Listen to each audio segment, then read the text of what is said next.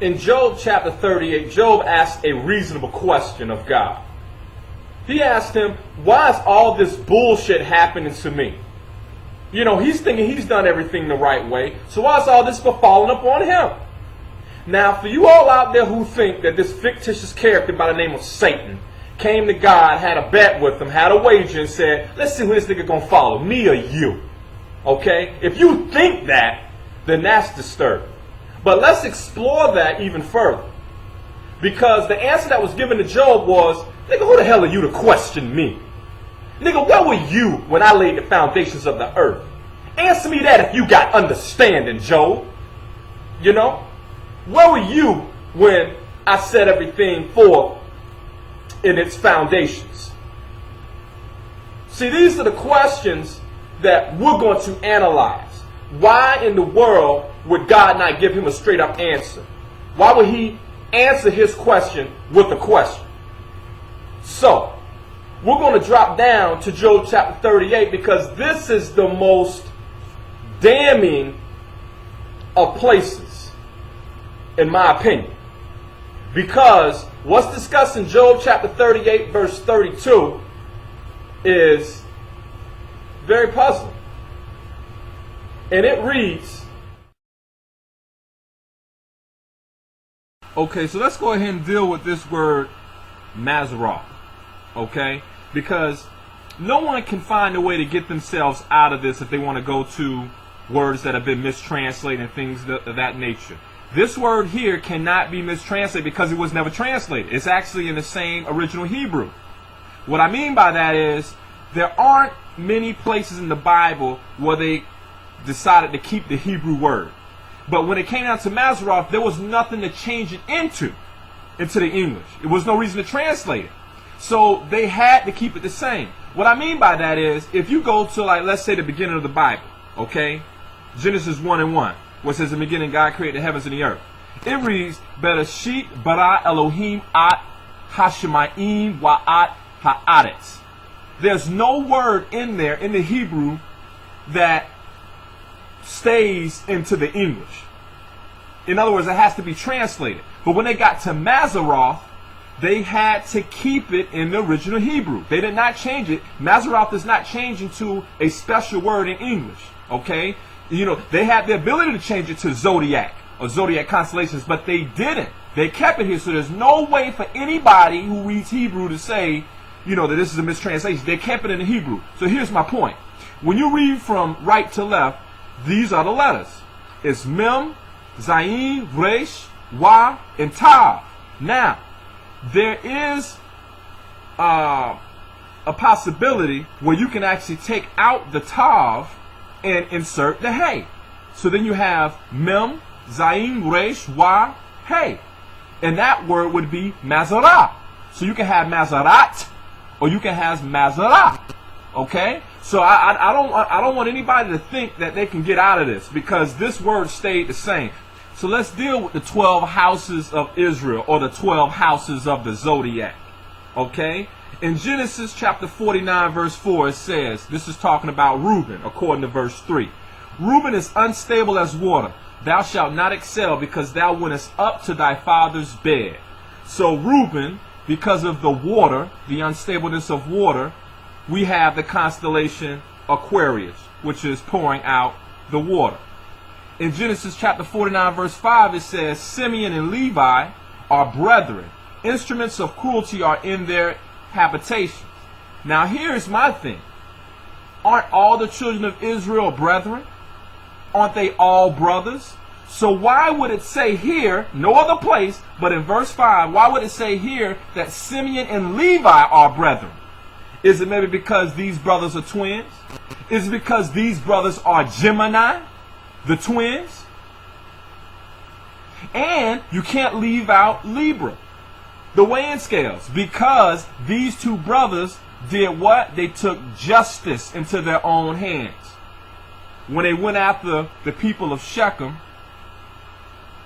because of the raping of their sister Dinah, which is really, you know, a story that even the Romans and the Greeks have about Helen of Troy, about her brothers taking out vengeance upon what happened to her.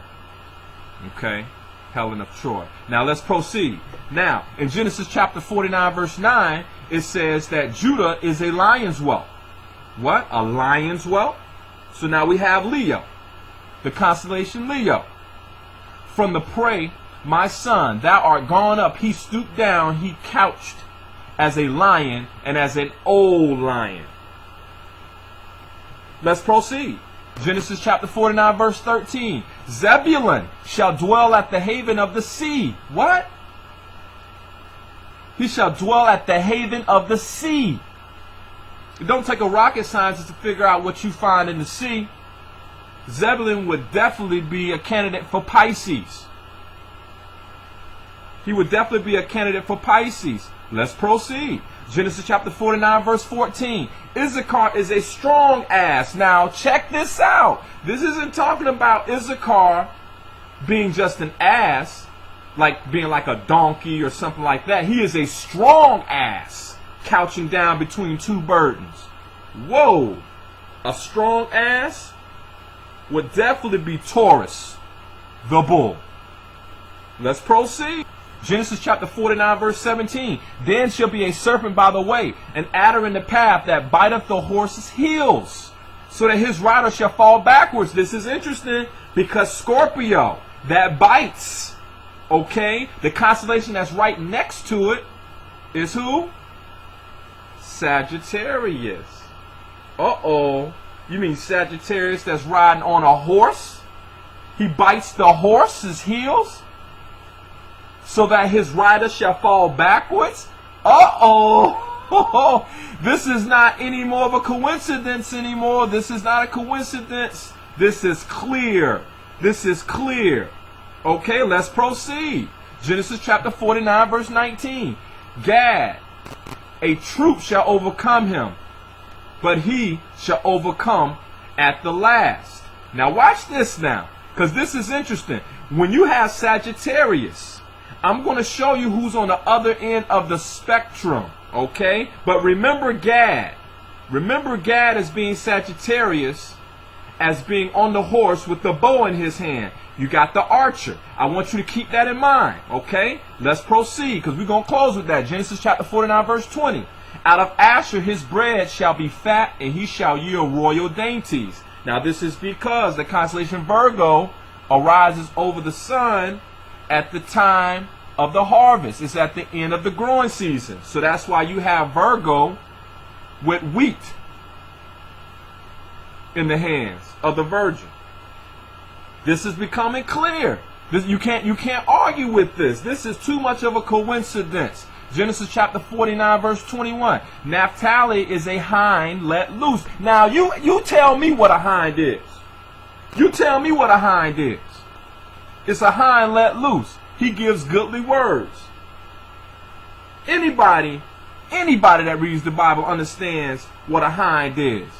We all know that a hind is the ram. This is Aries. Let's proceed. Genesis chapter 49, verse 22. Joseph is a fruitful bough. Look at verse 23.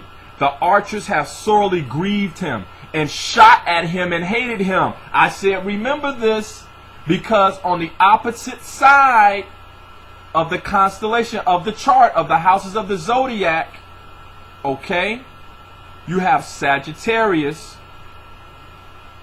who is coming up out of the winter solstice, and now you have Cancer coming out of the summer solstice. They are in opposition. And verse 23 said they're on the exact opposites of the houses of the Zodiac. And verse 23 clearly says the archers, who are the archers? Sagittarius. The archers have sorely grieved him and shot at him and hated him. Sagittarius is on the opposite side, shooting at Cancer. Oh my God. This is becoming clear. Let's move on. Genesis chapter 49, verse 27. Benjamin shall raven as a wolf. In the morning he shall devour the prey, and at night he shall divide the spoil.